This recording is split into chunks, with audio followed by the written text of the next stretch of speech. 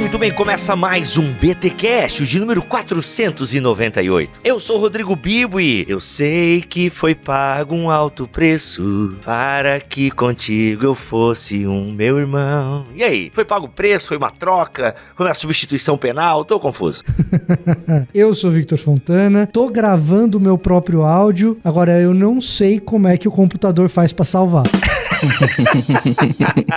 Boa. Me chamo Guilherme Nunes e eu defendo uma espécie de expiação definida com E e D minúsculo, mas estamos aí. Nossa, Guilherme, é pra ser uma entrada bacana, suave, pra gente, né? Galera, tô aqui com dois feras, sério, ó, que alegria colocar Victor Fontana e Guilherme Nunes no mesmo podcast. Se você não acompanha Nunes no Instagram e Victor Fontana no YouTube, você tá perdendo aí um ótimo conteúdo de teologia. E é muito bom poder reunir os dois aqui, já são da casa, já gravaram vários BTcasts, e hoje a gente vai falar sobre teorias da expiação. Sim, meus amigos, minhas amigas, acredite, Jesus Cristo morreu por você e ele te salva. Mas ao longo da história da igreja, teorias de como isso se aplica, como isso acontece, o que é? É uma substituição penal? É uma troca? O que é o Christus Victor? Olha aí, Victor vem aí, ó, dessa teoria. Christus Victor. O que é essa teoria? A gente tem que abraçar uma só? A Bíblia Sagrada dá margem pra gente abraçar todas? Como é que a gente entende? Vamos explicar. Sim, acredite, tem as teorias da expiação. Como é que isso se aplica? Como é que isso acontece na sua vida? Como é que a salvação é aplicada na sua vida? A gente vai discutir hoje aqui, neste feriado que é tão importante para a fé cristã, que é a Páscoa, o feriado de Páscoa. Então, essa semana aí temos a Páscoa. Então, aproveite esse BTcast especial de Páscoa, ensinando aí pra vocês as teorias da expiação. Aliás, se é que se fala dessa maneira, meus amigos depois vão me corrigir. Muito bem, Victor Fontana e Guilherme Nunes, estamos aqui para discutir teorias da expiação. É assim que a gente fala? Porque eu li em algum lugar assim, mas sei que os nomes às vezes são volúveis. Como é que vocês aí nos estudos de vocês se deparam? É teorias da expiação? Formas de expiação? Como é que acontece? Ou não tem nome, é meio que cada um inventa um? Não, pode chamar de teorias da expiação, pelo menos no universo da teologia sistemática, é a maneira de praxe como se trata isso. Para quem estuda expiação do ponto de vista da ritualística na área bíblica, aí a conversa vai para um outro universo diferente. Do ponto de vista de campo de estudo, assim, se você falar em teorias da expiação, a pessoa treinada, ela vai saber do que você está falando. Vai tocar um sininho, você está falando se é substituição penal, se é a ideia de resgate, se é Christus Victor, como você mencionou, se é satisfação. O cara vai saber que é dessa praia aí que você tá querendo falar alguma coisa, entendeu? Se você usar essa expressão teorias da expiação, que pertence aí ao reino da teologia sistemática, né? Agora, insisto, se você for conversar com a turma que estuda teologia sacerdotal, ritualística, rituais do Antigo Oriente Próximo, ou da área bíblica, ou da antropologia, aí o assunto vira totalmente outro, que é diferente daquilo que a gente tem pra tratar hoje aqui. As duas perguntas principais nesse tema é o que Cristo fez na cruz e qual é a extensão do que Cristo fez na cruz. Quando a gente está trabalhando na primeira, o que Cristo fez na cruz, aí envolve aquilo que a gente chama de teorias da expiação, como o Vitor colocou, e quando a gente está trabalhando sobre qual é a extensão, alcança todos, alcança alguns, aí nós estamos trabalhando já naquele debate conhecido pela internet aí de calvinismo, arminianismo e etc. Qual é essa extensão? Se é limitada, ilimitada, se é de múltiplas intenções. Então a gente tem duas perguntas para responder muito importantes. O que Cristo operou na cruz e qual é a extensão daquilo que Jesus fez? Legal, então nós vamos responder a primeira aqui nesse podcast, porque tecnicamente a segunda, sobre o alcance e a extensão, a gente tem o especial de Páscoa do ano passado, a gente trouxe as duas visões, né, pelo menos as principais, as que tem mais adeptos, pelo menos segundo a internet, que é a calvinista e a arminiana, né? A ilimitada e a limitada. Então esses dois modos de enxergar o alcance da expiação, nós fizemos ano passado. Não lembro com quem, eu acho a visão calvinista, eu não sei se foi com o Leandro Lima, e a visão arminiana foi com o Vailate, ou com o Calça Lemos, Rodrigo Calça Lemos. Confesso que eu não lembro agora, mas foi bem legal, um calvinista e um arminiano defendendo os seus modelos de expiação. O link destes dois podcasts estarão aqui na descrição deste BTcast podcast aqui em bibotalk.com ou também aqui no YouTube. No Spotify, não sei porquê, já mexemos, mas não dá pra... A gente não consegue habilitar link no Spotify, a gente ainda tá vendo isso, tá bom, pessoal? Mas vamos lá, a primeira pergunta então, que o Gui traz aqui, né? Ou seja, o que Cristo fez na cruz, né? Nos resgatou, foi uma substituição penal. Gente, quais são as principais aí teorias da expiação? Como é que a gente denomina elas? Quais são as principais que a gente tem aí nas sistemáticas, dogmáticas e por aí vai? E nesse sentido, eu acho que talvez eu atrapalhe um pouco mais do que ajude. Oba, adoro. Então, porque esses nomes, na minha cabeça, eu sou igual a Luciana Gimenez. Você tem ele em inglês? Eu tenho esses nomes em inglês. Então, por exemplo, na patrística, que tem a ideia de resgate, né? Eu tô traduzindo direto de ransom, mas eu não sei se esse é o termo consagrado em português.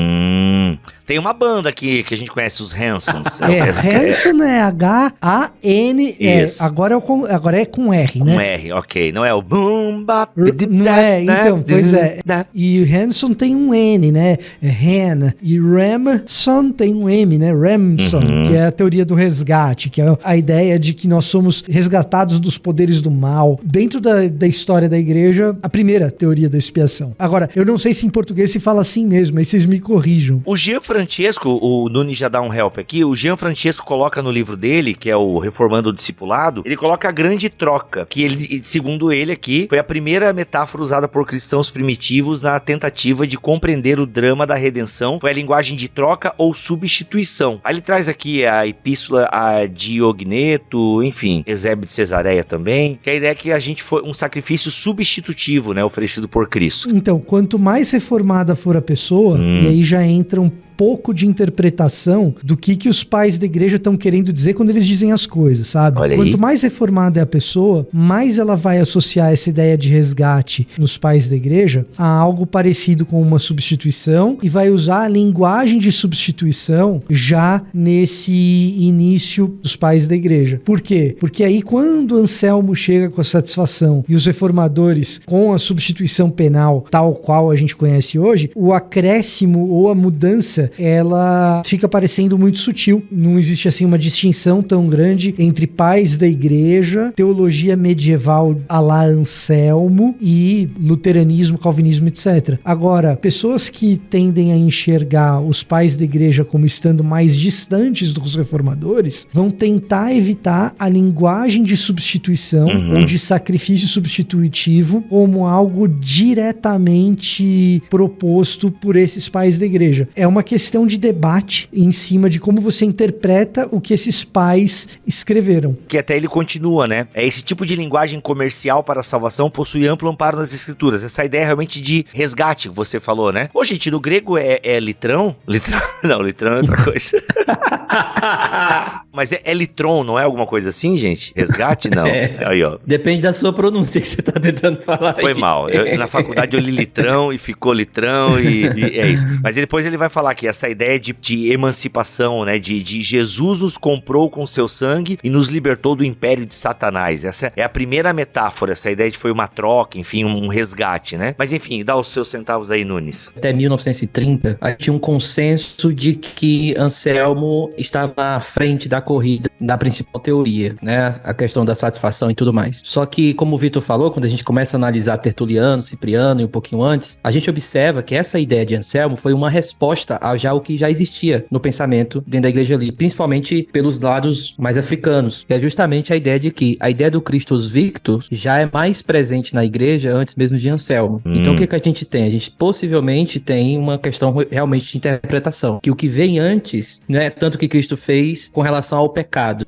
mas o que Cristo fez com relação à morte e o diabo. Isso já vem antes. Então quando Anselmo escreve, ele escreve fazendo uma crítica às imagens pitorescas que eram usadas para demonstrar o que Cristo fez na cruz, do tipo derrotar o diabo, derrotar os poderes cósmicos e tudo mais. Então o que a gente tem é um debate para saber o que vem antes e o que vem depois. Na minha opinião, principalmente dentro da erudição, eu acredito que a ideia de Jesus derrotando o poder da morte e do diabo, ela é mais presente no início da igreja do que basicamente a ideia de Anselmo, se a gente pensar desse sentido. E aqui a gente não tá falando de certo e errado, a gente tá falando de história do pensamento. Isso, perfeito.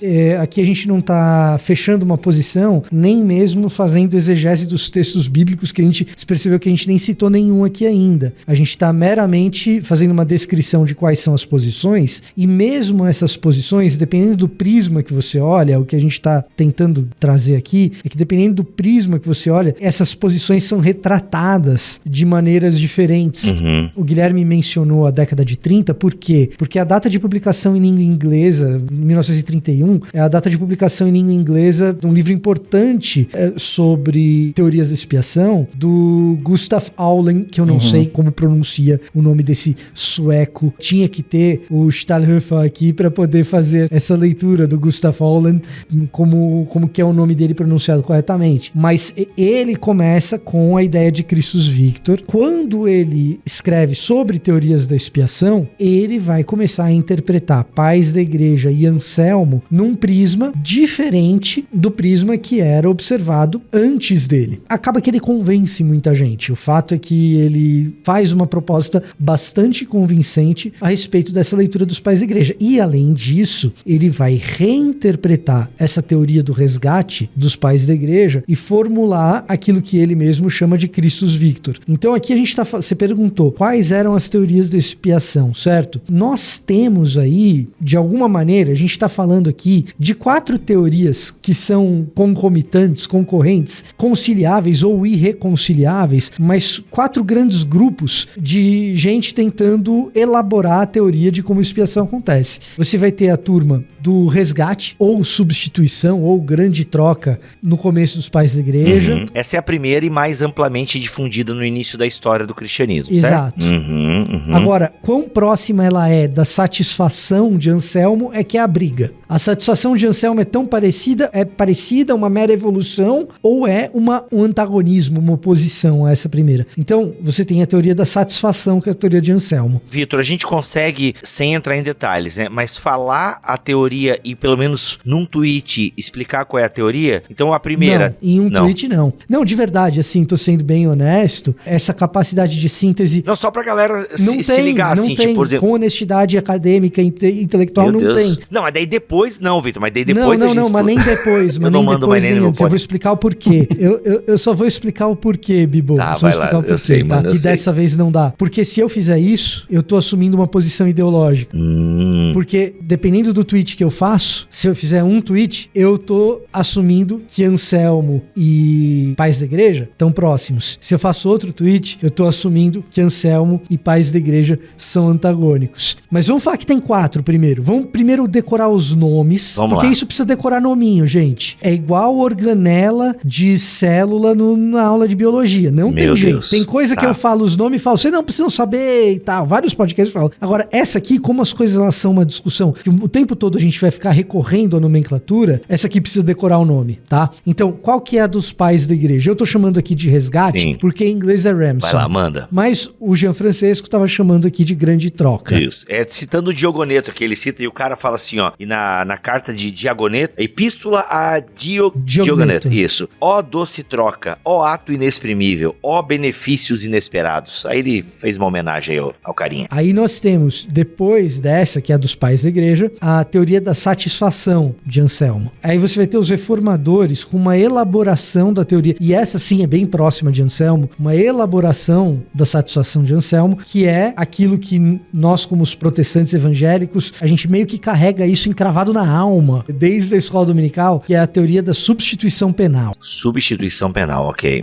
Tá? E para além da teoria da substituição penal, você tem o Gustav Aulen reinterpretando os pais da igreja e trazendo a ideia de Christus Victor, ou a vitória de Cristo sobre os poderes do mal, se você assim quiser. Essa teoria do Gustav Aulen, e com isso eu termino essas 4, só nomenclatura e associando quem é quem aqui, e aí depois a gente pode tentar tuitar, mas primeiro os nomes aqui. Essa teoria do Gustav Aulen, entre outras coisas, ela ganha atratividade longevidade durante o século XX, porque ela conversa muito bem aquela figura de Jesus com um discurso anti-imperial, aquela figura de Jesus com um discurso de vitória sobre Roma, vitória sobre César, tem muita adesão no universo dos estudos bíblicos. Quando isso, lá na teologia bíblica, vai começar a conversar com o pessoal da teologia sistemática, o pessoal da teologia sistemática que tinha substituição penal encravado na alma, assim como nós evangélicos protestantes temos, eles vão olhar e vão falar, pô, encaixa bem, hein? Será que a gente não precisa considerar isso daqui com mais carinho? Então, existem outras além dessas 4, mas acho que onde a polêmica descansa tá em torno dessas 4 aqui. Entendi. Tá? Tem expiação governamental, que é uma ideia bem arminiana, por sinal. Um dia você pode trazer um arminiano craque pra falar disso, que eu não sou. Mas não é aí que vai haver polêmica, ou não é aí que estão as grandes discussões. Entendi. Tanto que assim, eu fiquei de cara, porque, por exemplo, tem pessoal que não acredita na substituição penal, por exemplo, né? E foi nesse debate que eu fiquei sabendo, que foi um assunto que passou batido no seminário, e daí eu, como assim substituição penal? Tem gente que não acredita na substituição penal? Que legal, que interessante, vou dar uma olhada. Enfim, vamos então, gente, dar uma tweetada? Ô, Guilherme, quer dar os seus 2 centavos sobre esse meandro aí? Ou a gente já pode dar as tweetadas e definições, né, do que é cada uma aí, pra gente... Porque a galera tá meio assim flutuando aí, né, gente? Vocês estão falando aí tem 20 minutos, eu tô meio flutuando nesse debate. Legal que agora eu já vi que tem 4, tem mais, mas pelo menos tem as 4 principais aí, ideias e teorias da expiação, né? O que Jesus fez na cruz, que é a primeira pergunta, né, Nunes? Então tem 4 formas de responder essa pergunta e todas elas com textos bíblicos e tal, e a gente podemos começar a esmiuçá-las agora? Quando a gente está estudando isso de maneira exegética, de teologia bíblica, a gente encontra uma dificuldade, porque quando eles estavam pensando nessas 4 posições, ou nessas que vêm a decorrer da história da igreja, a linguagem é bem filosófica, a linguagem é bem sistemática, se a gente for colocar assim. Exato. E a linguagem sistemática, ela trabalha geralmente por meio de inferências. E ela vai levando uma inferência a outra, e assim vai. E às vezes, quando a gente está lidando com exegese, a gente percebe que quando a gente trata as coisas por inferência, a gente acaba ficando um pouco reducionista. Ou seja, eu penso que é só o que Anselmo fez, tá certo, porque a inferência é essa. Se os seres humanos têm um fracasso de honrar a Deus, e aí eu vou fazendo essas inferências, e eu acho que esse é o único caminho. Então, uma coisa boa para quem tá escutando a gente é que não necessariamente você precisa escolher um único caminho, e nem necessariamente você precisa negar alguma dessas. Por exemplo, nós temos Joel Green, que defende o que a gente chama de uma visão caleidoscópia, que é uma ideia de que vai tentar abranger todas essas posições num só prisma, assim. De repente, quando você lê Colossenses, você encontra o Christus Victus. Quando você lê, por exemplo, 1 de Pedro, você encontra a teoria da satisfação. Sei lá, Efésios ou Romanos, você encontra a substituição penal. E assim você vai observando que isso, na verdade, é realmente um caleidoscópio, que é que, dependendo da posição, você vai conseguindo perceber que cada uma tem a sua verdade, sim, e isso não é relativismo, é perspectivismo.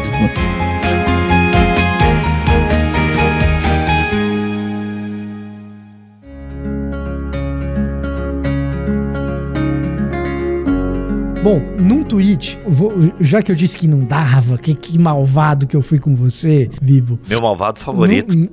Não faz assim que você me ganha. Num tweet, cara, substituição penal eu acho que dá pra gente tratar. Porque o nome, ele é muito autodescritivo, a gente imagina que só pelo nome a pessoa saca do que a gente tá falando, mas acho que é importante a gente dizer aqui, substituição penal dá pra gente tratar. A ideia de substituição penal é a ideia que Jesus Cristo substitui a pena que você deveria sofrer. Então, pô, isso é super evangélico, isso é super... É isso que eu tô querendo dizer, que tá encalacrado na nossa alma e na nossa mente, marcado com um ferro quente no nosso cérebro. Que Jesus veio fazer? Jesus veio substituir você na pena que você deveria sofrer. Você cometeu pecados e esses pecados precisam ser pagos. Quem pagou, na verdade, foi Jesus. Então ele está substituindo você, execução penal, certo? Na execução dessa pena. Por que algumas pessoas chegam e falam assim, não acredito em substituição penal? Bom, algumas delas, porque elas, o Gustav Hollen, e de uma perspectiva aí da teologia sistemática, vão falar, não, o que Jesus veio fazer é vencer as forças do mal, né? O cara vai olhar e falar, não, claramente o que Jesus veio fazer é vencer as forças do mal. E aí você vai mostrar pra essa pessoa, e ela lê Efésios, lê Colossenses, e ela vai chegar a essa conclusão. Lê Colossenses capítulo 1, lê Efésios capítulo 1, a entrada das epístolas é desse jeito. O livro de Colossenses, acho que o texto texto de Colossenses, eu acho até que valeria a pena de dar uma olhada, que inclusive até o Jean aqui coloca dentro do Christus Victor, né? Mas cancelando o escrito de dívida que era contra nós e que constava de ordenanças, o qual nos era prejudicial. Removeu inteiramente, cravando na cruz, e despojando os principados e as potestades, publicamente os expôs ao desprezo, triunfando sobre eles na cruz. Colossenses 2, do 10 ao 15. Eu não li tudo, tá? Eu só devo ter lido o 14 e o 15 aqui. Antes disso, em Colossenses, você tem a ideia de Jesus Cristo como cabeça de todas as coisas, de maneira paralela, aquela coisa que a gente fica brigando na área bíblica para saber quem é dependente de quem. Efésios depende de Colossenses ou Colossenses depende de Efésios, mas dentro daquela briga eterna, quem é dependente de quem, a ideia, tanto no primeiro capítulo de Efésios quanto no primeiro capítulo de Colossenses, de que tudo converge para debaixo da cabeça de Cristo. A ideia de um sacrifício de Jesus trata não somente da salvação do ser humano, mas da reconciliação de todas as coisas com Deus. E isso encaixa muito bem na ideia de um Cristo vitorioso. O que Cristo veio fazer? Cristo veio tomar de volta para Deus tudo que é dele. Olha a ideia de resgate aí nos pais da igreja. Tudo que era de Deus, tudo que é de Deus, Cristo veio fazer o quê? Resgatar. Quando ele faz isso, ele sai vitorioso. E aí você tem esse paralelo entre o resgate dos pais da igreja e o Cristo vitorioso do Gustav Hollen. Se você olha para os pais da igreja dizendo, não enfatizando tanto que Jesus veio resgatar tudo que era de Deus para Deus agora, mas com a ideia de que Jesus veio praticar uma grande substituição, quando você fala de uma grande substituição, você fala assim, não, peraí, parece mais com a ideia do Anselmo e do Calvino aqui, da substituição penal. Então, qual é qual? Essa é a grande coisa. E no fundo, existe aí uma disputa pelos pais da igreja. Tem uma outra disputa que faz com que um monte de gente abandone a substituição penal, que é o seguinte, ao mesmo passo que a partir da década de 30, no universo da teologia sistemática, você tem uma reinterpretação dos pais da igreja, a partir das décadas de 40, 50, 60, 70, com os estudos do Antigo Testamento e da teologia sacerdotal. Então a gente está falando aqui do Baruch Levine, do Jacob Milgrom, a galera da Bíblia mesmo, da Mary Douglas, a galera que vai estudar Levítico a fundo. Esses caras vão começar a olhar o dia da expiação, o Yom Kippur, e vão falar, opa, a gente estava falando desse cordeiro aqui sendo sacrificado, como se ali ocorresse um julgamento, mas o que está acontecendo não é um julgamento, é uma refeição. Então, a turma da teologia bíblica vai começar a coçar a barba também, de falar assim, será? Desse negócio de substituição penal. Eu não quero sintetizar as coisas ainda, mas o Guilherme ele já apresentou uma belíssima maneira dentro da teologia bíblica de dizer, olha, essas coisas estão acontecendo concomitantemente. Tem um cara aqui que ele traz essas coisas de modo organizado, chama Wolfhard Pannenberg. Eu tô mostrando no vídeo para vocês, quem tá só ouvindo não tá vendo, mas eu estou com a teologia sistemática do Pannenberg em mãos. Esse podcast está sem vídeo, ok? É só tradicional, tá bom, gente? Esse só áudio, você tá só escutando. O Pannenberg, ele vai falar em substituição, ele não vai se eximir de usar a substituição, mas ele sabe que expiação não é apenas substituição. O Tom Wright é outro cara que vai buscar uma conciliação dessas coisas. O Anti-Wright, que é tão atacado por aí, de antissemita por uns, mas de herege por outros, e herege justamente nessa área da justificação, da expiação e tal. O Tom Wright vai propor uma maneira de entender a substituição penal que me parece bastante interessante, que é a seguinte: a substituição penal é uma das metáforas que nos ajuda a entender o que é a economia da salvação, que no fundo a gente não sabe exatamente como Deus opera. A gente tem uma revelação de que Deus opera, mas a gente não tem as nossas elaborações, elucubrações, a maneira como a gente articula as coisas por meio de palavras não dá conta de descrever exatamente o que Deus está fazendo na economia da salvação. Então o que nós temos são descrições muitas vezes metafóricas, e a substituição penal é uma delas, mas não é a. Então, às vezes, a troca de um artigo definido por um artigo indefinido, em vez de alguma coisa ser a grande teoria, ser uma das metáforas que, em conjunto com outras, podem compor uma teoria maior, putz, isso muda tudo. E isso faz com que você possa pensar num Cristo vitorioso e também em uma substituição penal. E se você perguntar para a maioria dos defensores da substituição penal, eu vou pegar um cara que escreveu um livro que se chama Defendendo a Substituição, mas não tem em português, então é Defending Substitution, que é o Simon Gathercole, ele é professor de Novo Testamento em Cambridge. Se você perguntar, mas Simon, vem cá, você tá defendendo a substituição desse jeito, com unhas e dentes, que é a substituição penal, você não acredita que Cristo venceu? Porque a teoria do Christus Victor é isso, né? Você não acredita que Cristo venceu? Ele vai falar, lógico que eu acredito que Cristo venceu. E se você perguntar para grandes defensores do Christus Victor, mas peraí, você não acha que Jesus morreu por nós? Ele vai falar, mas é claro que Jesus morreu por nós.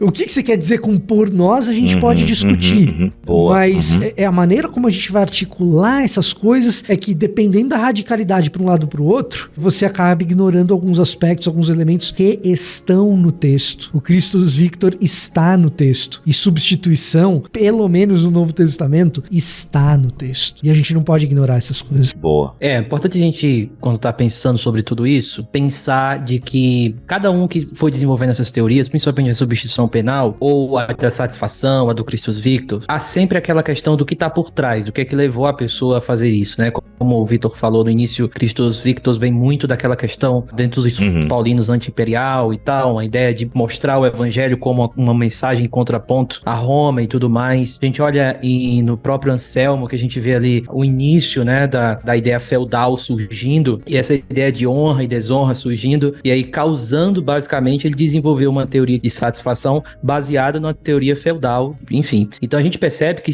o ambiente onde essa galera tava, de certa forma, influenciou para eles desenvolverem essas relações. E aí é importante, quando a gente está lidando com isso, por exemplo, com a substituição penal, perguntar por que é que, de forma prática, a galera nega a substituição penal. Por exemplo, a questão do N.T. Wright, ele tem uma parte que ele fala muito legal sobre isso, que ele começa a falar sobre a questão de quem é Deus. Quando a gente começa a pensar, o Deus que odeia o seu filho e ele mata o seu filho na cruz, e ele começa a fazer algumas ideias pensando assim, que Deus é esse que faz isso? Então ele começa a pensar em substituição penal como problemática, porque a linguagem, ela se torna problemática do Deus que é apresentado na cruz com relação ao seu filho. Eu estou simplificando aqui para tentar alcançar a todos. Mas se você pensar nisso, o N.T. Wright vai dizer, olha, o que é julgado na cruz é o pecado, não Cristo. E isso traz para N.T. Wright a fama justamente de herege, de que ele está negando de alguma forma a substituição penal, mas não, ele está querendo mostrar quem foi julgado na cruz. Foi Cristo ou foi o pecado? Alguém vai dizer, ok, o pecado estava em Cristo, mas ele vai dizer, beleza, mas o que é que a Bíblia diz em 2 Coríntios capítulo 5? Que ele estava julgando o pecado em Cristo e não necessariamente o Cristo. Então ele começa a pensar o que significa substituição penal e o que de fato aconteceu na cruz. Quem estava sendo julgado? O pecado ou Cristo? E isso faz com que ele pense, então, o que significa a substituição? O que eu quero dizer? Que existem questões levantadas por N.T. Wright que realmente a gente precisa pensar. Como é que isso chega no evangelismo? Chega assim. Quando a gente chega no evangelismo, algumas pessoas têm medo de dizer, Deus ama o pecador e odeia o pecado. Alguns dizem, não. Deus odeia o pecado e o pecador. E aí o N.T. Wright vai dizer o seguinte, cara, não tem nada mais errado do que isso. De uma forma assim mais prática. Por quê? Porque no filho não foi assim. Ele continuou amando o filho e julgou o pecado. Ele não julgou o filho nesse sentido. E aí, de uma forma assim bem esdrúxula, e eu acho que Thomas Schneider entende errado em 2010 no ITS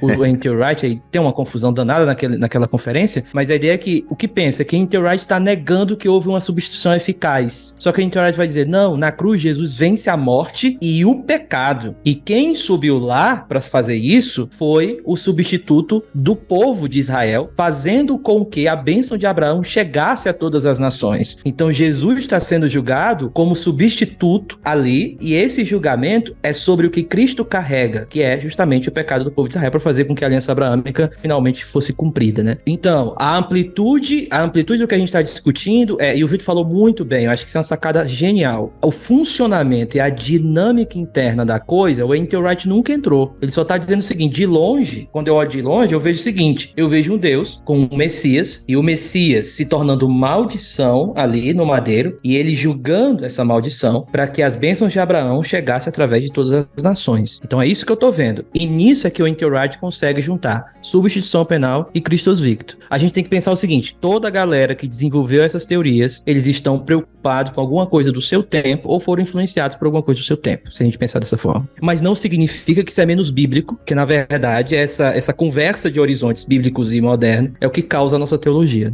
que faz a nossa teologia. É, aquela ideia de que quem matou Jesus, né, foi o pai. Tem muita gente que não... Essa própria frase o pessoal também já não curte muito, né? Quem matou Jesus? Foi o pai. Como é que vocês analisam essa ideia de que, não, o pai matou o filho porque o pecado precisa ser penalizado, e foi penalizado em Jesus? E isso é substituição penal. Isso é substituição penal. Vamos lá. Eu vou usar uma outra polêmica, que na verdade é uma polêmica vazia, para ilustrar que essa nossa aqui, em algum sentido, talvez ela também seja um pouco. Quem matou Jesus foi o pai, quem matou Jesus foram os judeus, quem matou Jesus fui eu por causa do meu pecado, ou quem matou Jesus foi o Império Romano? Foi todo mundo, né?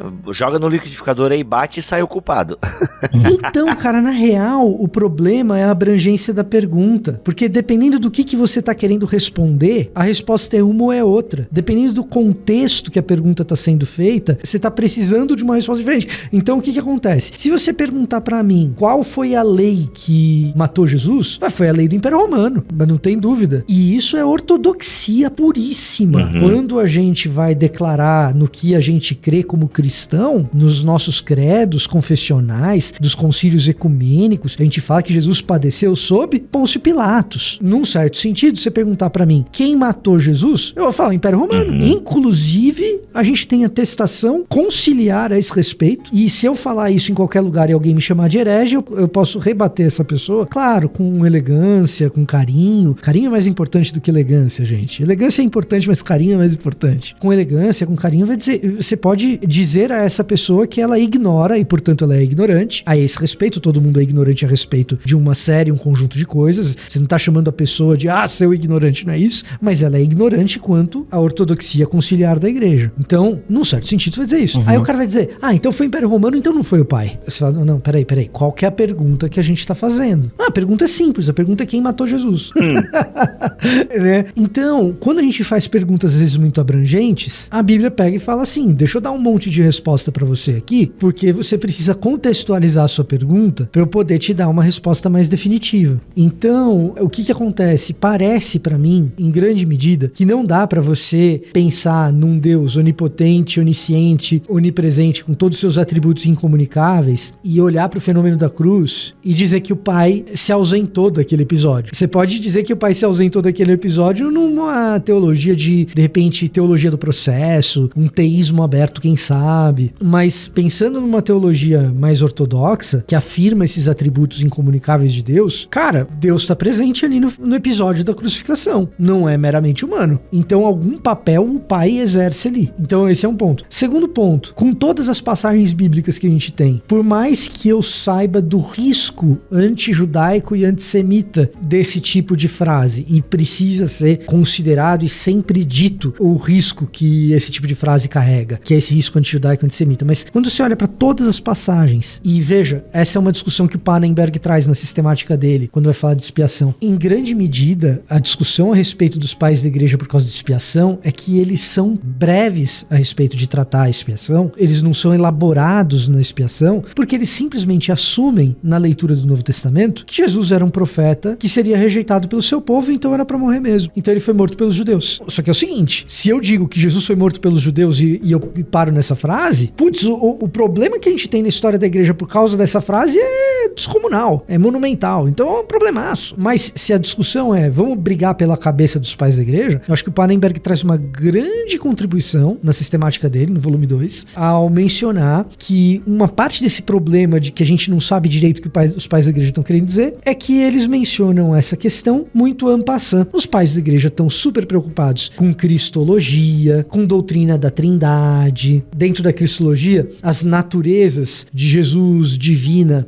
e humana, posteriormente a união hipostática. Agora, a soteriologia não é uma preocupação tão grande. Então, até essa ideia de união com Cristo tem a teoses, né? Que era uma forma também de se entender a salvação, né? Uma das teorias da expiação era a teoses, né? O ser humano interior sendo divinizado pelo encontro com Cristo. Enfim, isso é um outro rolê. Mas todo esse negócio longo e prolixo que eu tô tratando é para dizer o seguinte: quando a gente faz uma pergunta de ordem sistemática para o texto bíblico e a gente não delimita essa pergunta se a pergunta se torna muito ampla, o texto bíblico quase que invariavelmente joga um monte de respostas na nossa cara e diz assim pra você: agora você organiza esse treco aí. Por que um Deus bom, todo bondoso, todo poderoso, permite que o mal aconteça? O problema do mal. A pergunta de viés extremamente amplo. Você pergunta pra Deuteronômio, você vai ter uma resposta. Você pergunta pra Jó, você vai ter outra. Você pergunta pra Jesus, você vai ter outra. Elas são antagônicas entre si? Não necessariamente, mas existem tensões entre essas perguntas, entre essas respostas, aliás. O texto bíblico vai dizer: agora você se vira pra organizar. E aí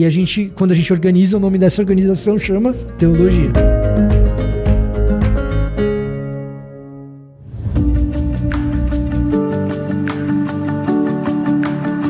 A gente viu a questão da substituição penal e a questão do Christus Victor, querendo ou não, é a vitória de Jesus na cruz sobre os poderes das trevas, e é uma ideia de uma vitória cósmica. Tudo aquilo que a criação e todo o sistema foi submetido é então liberto por Cristo, e é essa vitória cósmica. E vem a da satisfação, que basicamente Anselmo tenta fazer uma relação entre soteriologia e cristologia. Ele faz isso muito bem, do ponto de vista sistemático, e a ideia de que basicamente a humanidade fracassa em honrar a Deus, em dar a honra a Deus, e esse fracasso é o que ele chama de pecado, que é justamente essa impossibilidade de conseguir honrar a Deus por aquilo que ele merece. Por ele ter desonrado a Deus dessa forma, ele deve então satisfazer isso, dar uma ideia de restaurar essa desonra que ele deu, que ele não rendeu a Deus. Só que ele não só deve pagar o que ele deve, como além disso. E aí ele deve pagar além dessa honra, o que torna impossível, já que a humanidade está em pecado, e ela deve pagar isso. Já que ela deve pagar, e ela não consegue, é necessário que venha não só um homem, mas também venha alguém que seja Deus, que consiga pagar além, não só o que a humanidade deve, mas além do que a humanidade merece. E aí vem a ideia do Deus homem, do Anselmo, de que ele é o único Deus homem que consegue satisfazer a Deus nesse sentido de honra e desonra e tudo mais, né? Sendo assim. Essa é uma posição. O que é interessante nessa posição, assim, pra mim, na minha cabeça, eu não sei se eu falei, mas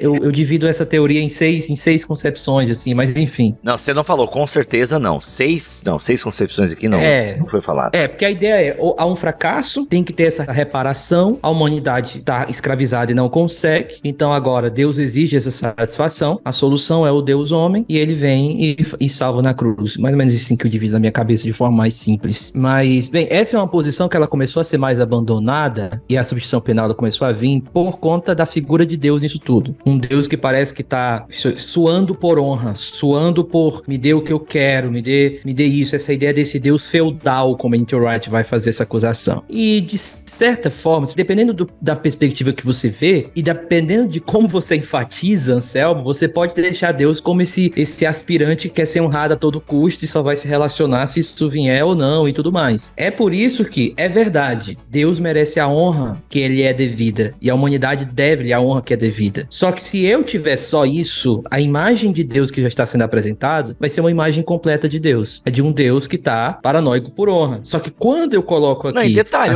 Guilherme, não perde o fio da meada aí. É porque se eu ficar muito nesse aspecto, pode parecer assim... Gente, isso aqui é um diálogo fictício, tá bom? Ô Deus, tu criou o problema e agora a gente tá aqui, tipo, mano, você tá cobrando uma parada de nós que tu mesmo colocou aí, velho. Sabe assim, tipo, se tu não cobrasse nada, a gente estaria de boa. E tu que criou umas coisas que a gente não consegue cumprir e agora a gente tá aqui se matando pra honrar umas coisas que a gente não consegue, tipo. E agora você tá fazendo umas cobranças que a gente não tem como cumprir isso aí.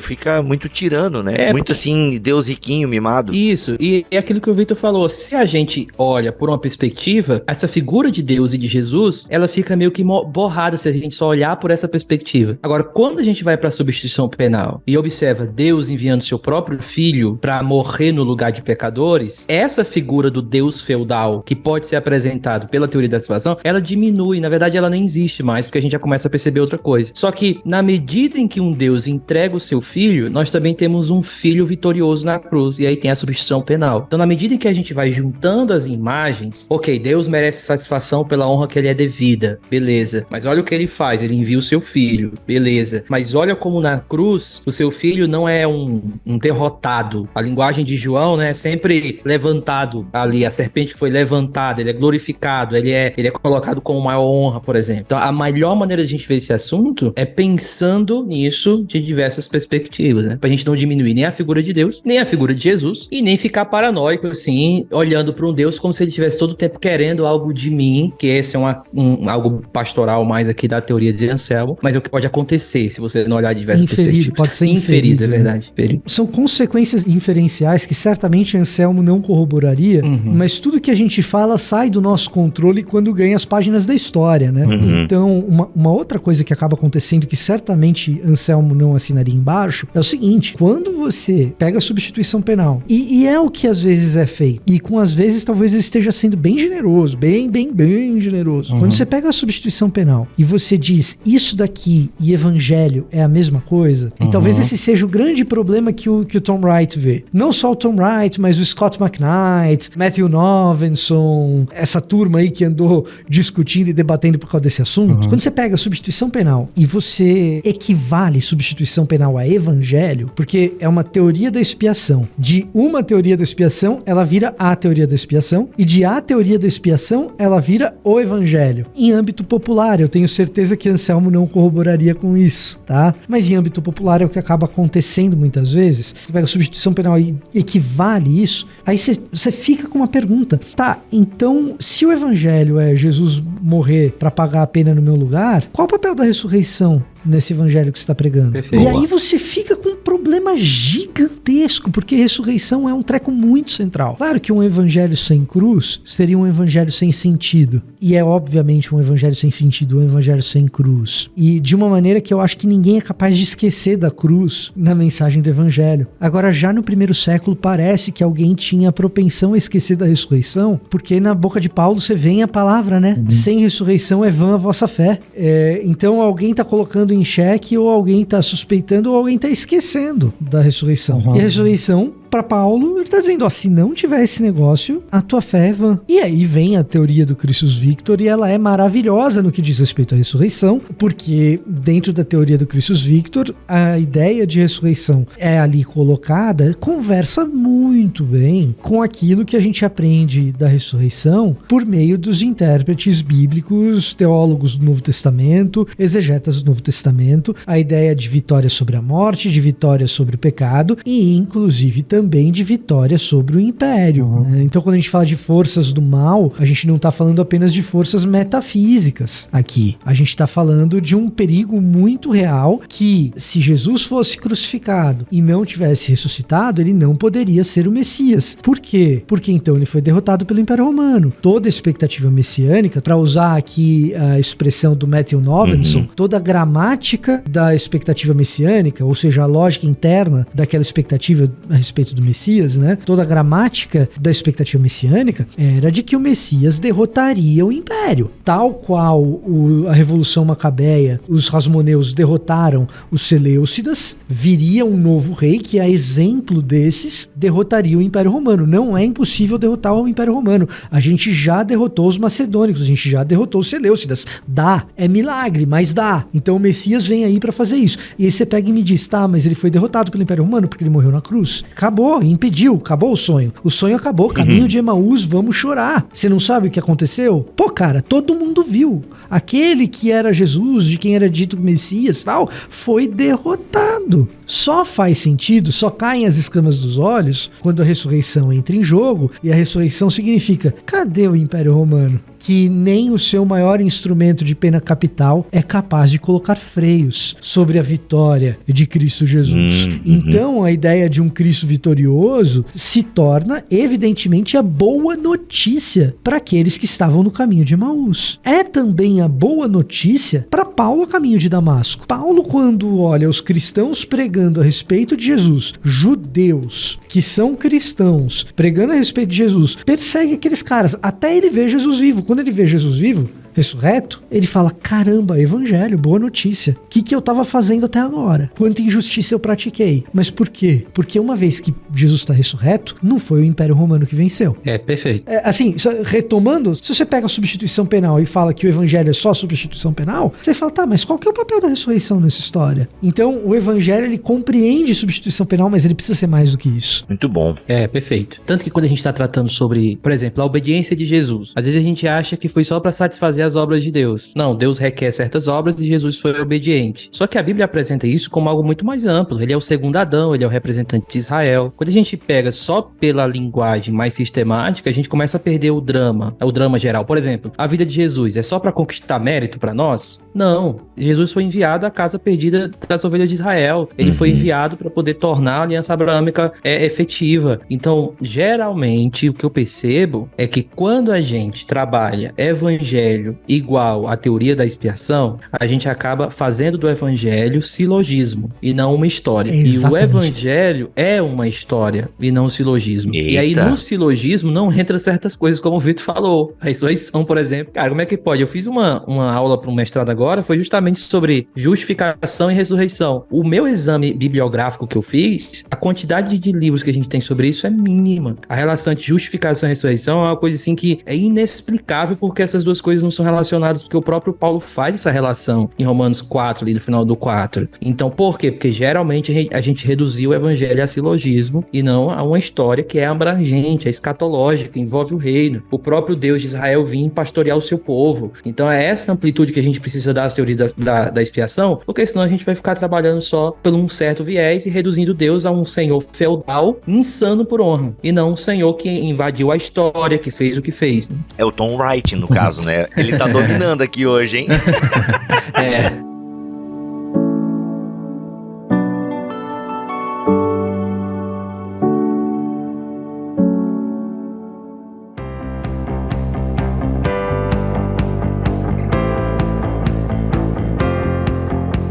Tem mais duas aplicações práticas que eu acho que são importantes pra gente nisso que o Gui tá colocando. A primeira delas é que o tom que a gente utiliza para discutir essas coisas é importante. Quando eu falo do tom, o que eu tô querendo dizer? Não é o Tom Wright, é quase.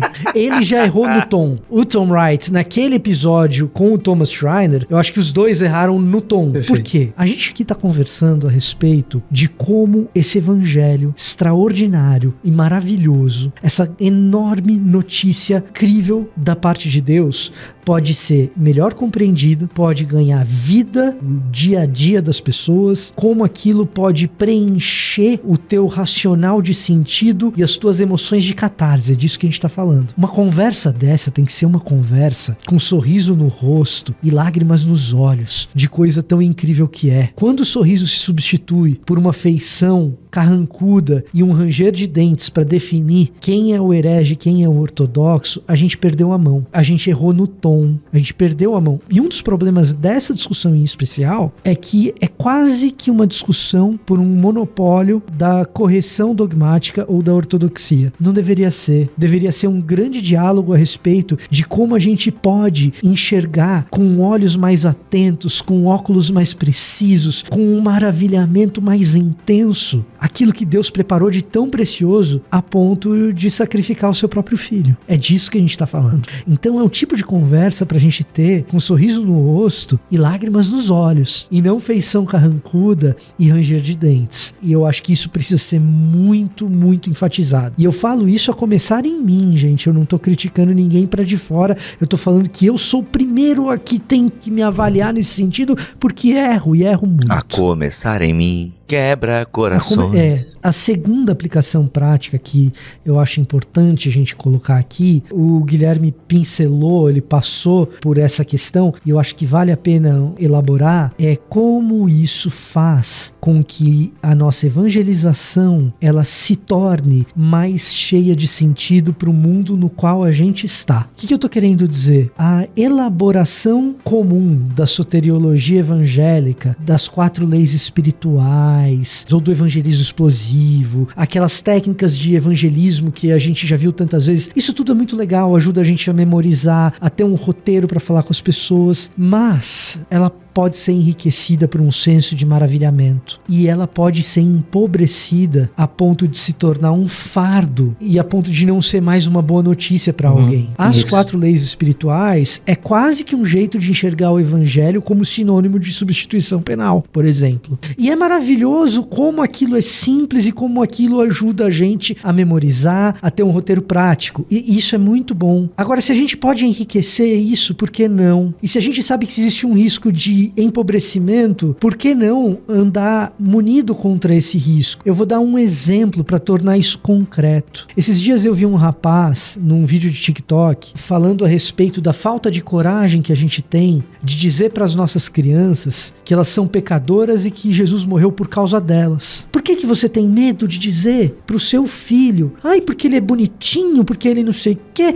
nesse mundo de hoje, que é muito cheio de frufrufru e de afrescalhamento, a gente não tem mais coragem de dizer a verdade, a gente tem que dizer a verdade pras crianças também. Então você vai pro seu filhinho e diz pra ele, você é mau, você é cruel, se você continuar nessa vida você vai pro inferno e Jesus morreu por sua causa. Do ponto de vista da substituição penal e daquilo que a gente entende como elaboração bíblica dessa substituição, o que ele falou não está errado. Agora, existem formas de se falar verdades e a gente vendo que essa verdade não é a verdade inteira, olha só como muda. E o Rodrigo já me viu falando isso, acho que ele já sabe o que eu vou dizer, mas olha só como muda quando, além da substituição penal, a gente conhece um espectro mais amplo do que são as teorias da expiação em todo o seu espectro bíblico da coisa. Você chegar para o seu filho e dizer o seguinte, filho, o mundo que Deus criou é extraordinário e você vai viver isso. Experimente esse mundo, porque é um mundo extraordinário. As árvores, os céus, olha os pássaros. A minha filha, quando vê a lua cheia,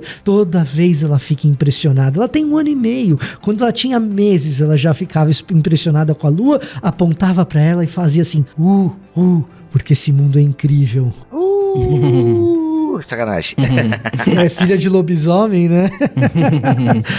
Eu sou peludo pra caramba. Tu é peludo, né, mano? Pô, desculpa, tava mal bonito, Mas desculpa, foi mal. Não tem problema. Foi mal, tava bem bonito, eu não resisti. Esse mundo é maravilhoso, filho. Esse mundo é maravilhoso, filha. Maravilhoso, filha. Aproveite esse mundo. Só que é o seguinte, esse mundo, ele foi corrompido pelo pecado. Você vai aproveitar vendo nele problemas, sofrendo com ele. Como o papai também sofre, ele não é perfeito. E ele não é perfeito e isso é culpa do papai, isso é culpa da mamãe, porque a gente erra e faz dessa experiência desse mundo perfeito criado por Deus uma experiência que tem dor, uma experiência imperfeita. Isso é culpa do papai, isso é culpa da mamãe também, e você também erra. A boa notícia é que o meu erro, o seu erro e o erro da mamãe não são a palavra final sobre esse mundo. A palavra final sobre esse mundo é Jesus Cristo e a sua ressurreição, porque ele venceu para te resgatar desse pecado, desses erros que a gente comete, e também para resgatar esse mundo que foi criado originalmente bom, para que ele seja extraordinário, novo céu, numa nova terra,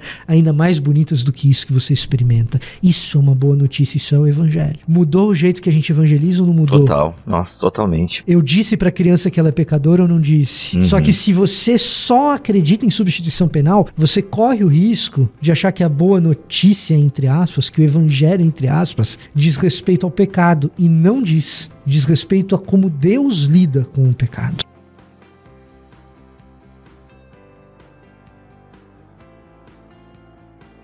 Eu acho que uma coisa que não apareceu no programa ainda e merecia pelo menos um tweetinho, uns 2 centavinhos, uma palavrinha, é a ideia do resgate pago a Satanás. Teve isso na história da igreja também, não teve? Teve. Na música do Diante do Trono. A faroeste caboclo. A faroeste caboclo dos crentes e tal. Então, tem essa ideia também que... e aí, o que vocês acham dela? Essa ideia de que foi pago um resgate pra Satanás, né? Parece que essa é uma das ideias às quais Anselmo reage de maneira um pouco mais violenta. É uma das coisas que motiva Anselmo a falar, peraí, a gente precisa corrigir esse rumo. Essa ideia é que foi confundido por alguns, né? Ela se confunde com a do resgate, né? Tá, a gente é resgatado de quem? Tá, a gente tá pagando essa fiança pra quem, entendeu? Isso, exatamente. Esse é o problema da ideia da fiança, né? Do resgate e tal. A gente tá escravo de quem? Bem, é de Satanás ou é do pecado? Deus tá pagando a fiança pro pecado? Ele é uma entidade que tá recebendo isso? É meio confuso, né? Me ajuda. O Gregório tem até uma analogiazinha que eu não lembro bem agora, a memória não anda boa, mas a do anzol, a espécie que ele tá ali nos resgatando do mal, a analogia péssima por sinal, mas eu entendo que é isso. Essa teoria do resgate é uma espécie de maniqueísmo, pensamento maniqueísmo bastante desenvolvido, vou botar assim, que causou um grande problema na história da igreja, porque se confundiu justamente com o que Cristo fez na cruz com relação a Satanás. Algumas linguagens paulinas pressupõem alguma coisa desse tipo, como é o caso de Colossenses, Gálatas, que parece que ele está nos livrando do reino de Satanás ou algo assim. Mas quando a gente pega a linguagem paulina, por exemplo, em Gálatas, que ele nos livrou do reino das trevas, ele nos trouxe para isso, a ideia não é que Satanás estava me prendendo ali naquele reino. A ideia é que eu estava ali servindo a Satanás pelo bel prazer. Então, a diferença da teoria do resgate para o pensamento paulino é que na teoria do resgate, para sermos livres, algo precisava ser pago a ele. Só que na ideia de Gálatas ou de Colossenses, Paulo diz que nós estávamos lá porque queríamos. Nós estávamos lá porque era o nosso pai. Jesus vai usar uma linguagem familiar. Então, não porque houve alguma prisão e a gente estava lá, me tirem daqui, por favor, né? Para colocar assim uma linguagem bem fácil. Então, assim, em certo sentido, uma relação da cruz com Satanás, mas essa relação não é uma relação de um pagamento a ele para que ele libere algo. Ao contrário, é justamente uma vitória sobre ele para que aqueles que estão debaixo do império dele sejam libertos, mas não saindo de alguma espécie pago a Satanás, mas porque o seu próprio coração foi transformado, Jesus veio, o evangelho veio, Cristo ressuscitou e assim por diante. Então, colocando de uma forma bem simples, seria mais ou menos isso. Hoje ainda existe, como o Vitor colocou, né, na música lá, a gente vê muito isso em batalha espiritual também, essa ideia de libertação. Quando a gente começa a colocar dentro do espectro do evangelical brasileiro, a gente começa a perceber que realmente ainda tem muito poder dado ao diabo, né? Mas um dia nossos filhos falarão sobre essas músicas, escreverão nos livros que diabo muito foi bom, isso. Muito bom. Muito bom, muito bom. Gente, é isso? Querem dar uma palavra final nesse feriado de Páscoa aí? O pessoal tá ouvindo isso na sexta-feira ou no próprio feriado, no domingo. Queria, apesar de, né, que já teve momentos muito bonitos, mas abra um momento aí agora pra vocês darem uma palavra pastoral, pascual. Fiquem à vontade. Vitor, se tiver, né, eu sei que você já gastou bastante bala aí, mas se tiver mais alguma aí no cartucho, estamos aqui, de peito aberto. Nossa, que, enfim, foi horrível, mas foi de coração que eu pensei a analogia. Tu descreveu um assassinato, por exemplo. Exatamente, do velho homem, do meu ego. Vamos levar por esse lado para não ficar mais complicado, por favor. Pregue o evangelho. Se for preciso, e é preciso, estude mais um pouco.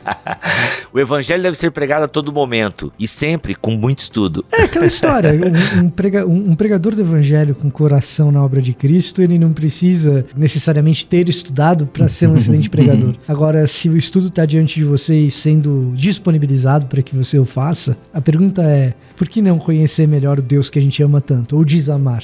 Muito bom. Nunes, sua palavra pastoral, pascual para esse final de semana. Existe uma imagem que eu gosto muito, de um livro que eu gosto muito, bastante criticado. Eu mesmo critico, às vezes, as bases bíblicas são colocadas na nota de rodapé, mas é o livro Peregrino de Ambânia, é um livro que eu gosto muito. Não é uma literatura fantástica, pelo amor de Deus, não é. É uma analogia, mas para mim a figura do cristão se aproximando da cruz e jogando o fardo dele ali, para mim é impagável, assim. Então, quando eu penso na Páscoa, eu penso em fardos sendo jogados e num Cristo que ressuscita sem mais nenhum fardo que era meu, assim. Então, não olhe para essas teorias da expiação somente de longe. Se aproxime da cruz, porque ele tem perdão para qualquer pecado, qualquer dor, qualquer coisa. O Cristo que venceu, ele perdoa. E não esqueça, o evangelho não termina na morte. O evangelho é sobre a vitória do ressurreto. O Messias está reinando e nós somos partes desse reino. Então, todas as vezes que você for pregar o evangelho, pregue esperança, amor e fé, e aproximem as pessoas da cruz, e você mesmo se aproxime da cruz. Sensacional, sensacional. Gente, foi o nosso especial de Páscoa para vocês, hein, nesse final de semana tão importante para a fé cristã, né? Morte e ressurreição no mesmo final de semana. Isso realmente faz deste feriado algo muito importante. São datas muito marcantes para a nossa fé. Nós, do Bibotalk, desejamos a vocês aí um ótimo final de semana, de muita reflexão, de muito pensamento. Pessoal, em português, né? Poxa, eu esqueci de falar isso antes, mas o que vocês recomendam aí de literatura pra galera poder dar uma olhadinha e tal? Eu quero indicar aqui Alistair McGrath na sua Teologia Sistemática, Histórica e Filosófica, uma introdução à teologia cristã. Lá na parte de Cristologia, ele faz um levantamento e legal que ele vai conciliando aí essas visões. Então você tem lá basicamente parte de um capítulo sobre a redenção, ele falando dessas teorias, e o McGrath, como você deve saber, se não sabe, vai saber agora, ele é um ótimo pesquisador e sintetizador de pensamentos. Então, recomendo a teologia sistemática, histórica e filosófica dele. É um bom manual de teologia, tá bom? Um bom manual de teologia. E lá na parte de cristologia tem essas teorias explicadas e ao mesmo tempo também amarradas, né? McGrath vai fazendo também essa costura, não descartando elas, mas integrando elas. Eu não sei se o livro do Gustav Aulen tá em português. Deixa eu dar uma olhada. Não, não tá? Acho que não. A gente tem a fé cristã, acho que do Gustav Aulen, né? Que é a fé cristã. Acho que Christus Victor a gente não tem. A gente tem um de capinha azul dele, que eu tinha no seminário, da editora Haste na época, se não me engano. Nossa. Não vou fazer uma pesquisa muito exaustiva, não, mas só dando uma olhada aqui. Era da Haste, você tem razão. E é a única coisa que tem e também nem tá sendo publicado atualmente, pelo jeito. É. Então, porque assim, o livro Christus Victor do Aulen seria interessante porque ele vai falar ainda de uma mais uma vertente aí, que a gente nem tocou, que é a de Pedro Abelardo. Mas aí seria muita informação para um podcast só. Mas a ideia do sacrifício de Jesus como exemplo moral. Uhum. Ah, tem, é verdade. O Jean Francesco tem o Reformando o Discipulado do Introdução. Ah, legal. Do Jean.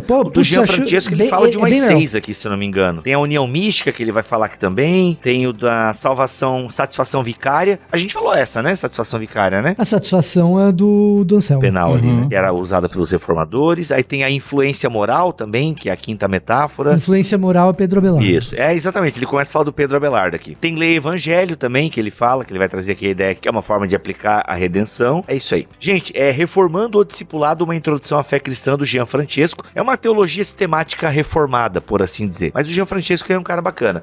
Eu diria que é uma introdução à teologia com viés sistemático. Isso. Do ponto de vista reformado. O nome dele é Reformando o Discipulado porque a ideia do livro é que você seja capaz de usá-lo numa caminhada inicial de conhecimento teológico e de discipulado mesmo. É um discipulado bastante aprofundado, devo dizer, mas é bem interessante o livro. Tem alguma indicação de livro aí, Nunes? Você lembra agora? Pode ser até em inglês. Tem uma galera inteligente aí que sabe inglês que ouve a gente. Tem um livro agora que saiu, eu não sei o nome, se o Vitor souber, é 3 pontos de vista sobre modelos de expiação. É um debate sobre esses Christus Victor e tal. Você bota em inglês 3 pontos de vista sobre expiação, aí você vai encontrar esse livro, é um livro de uma capa branquinha. Recomendo também a sistemática do Richard Sturz, ele faz uma pequena avaliação lá no capítulo sobre expiação, que é muito legal, as notas de rodapé. Ele oferece umas ideias da aplicação dessas teorias dentro da teologia brasileira e eu acho que vale a pena você pesquisar. Bom, Vitor, você indicou literatura? Eu não lembro. Pannenberg, você citou durante o episódio.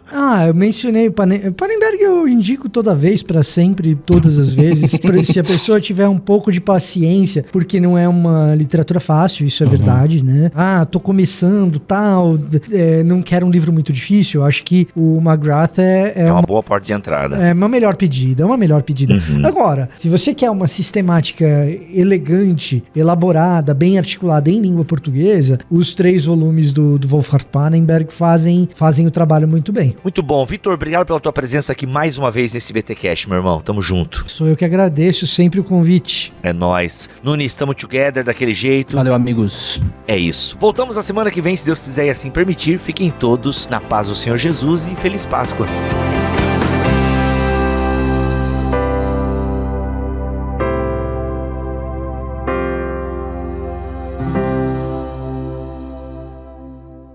Este podcast foi editado por Bibotalk Produções.